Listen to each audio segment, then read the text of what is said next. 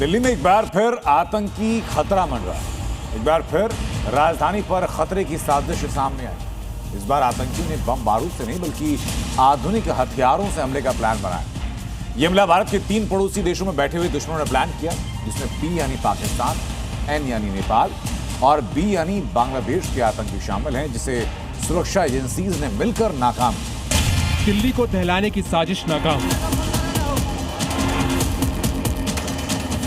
बांग्लादेश, नेपाल, पाक बड़ा सिंडिकेट बेनकाब। बॉर्डर पर बैठे दहशतगर्द एक बार फिर दिल्ली को दहलाने की फिराक में थे। एक बार फिर कुछ ऐसी ही प्लानिंग थी जैसी लाल किला के पास ब्लास्ट में थी, मगर इस बार बम बारूद से नहीं बल्कि हाईटेक हथियारों से हमले की साजिश रची गई थी। पाकिस्तान, बांग्लादेश और नेपाल के एक बड़े सिंडिकेट का खुलासा है, जिससे पता चला कि राजधानी दिल्ली में अत्याधुनिक हथियारों से बड़ा हमला होने वाला था। यूपी और बिहार के मुंगेर के जरिए इस ऑपरेशन को अंजाम दिया जाना था।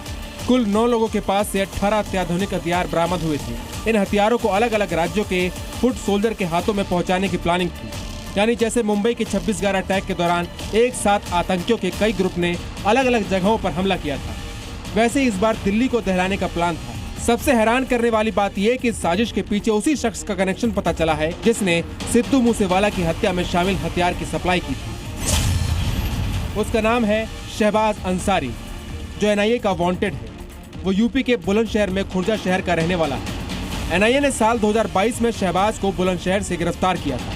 उस पर प्रतिबंधित गिरोह को हथियार सप्लाई करने के गंभीर आरोप लगे थे। शहबाज अंसारी के खिलाफ UAPA के तहत उस वक्त मामला दर्ज किया गया था, लेकिन अंतरिम जमानत मिलने के बाद अंसारी अदालत में पेश नहीं हुआ और बांग्लादेश भाग गया।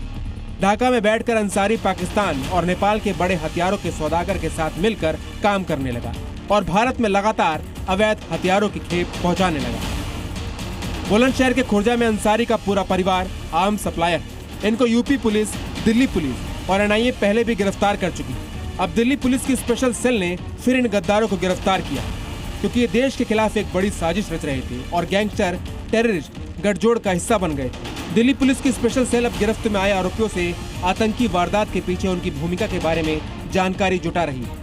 ये लोग गैंगस्टर और टेररिस्ट नेटवर्क का हिस्सा हैं और लगातार ऐसे प्रतिबंधित गैंग्स को हथियार सप्लाई कर रहे थे, जो कि देश में बड़ी वारदातों को अंजाम देते हैं।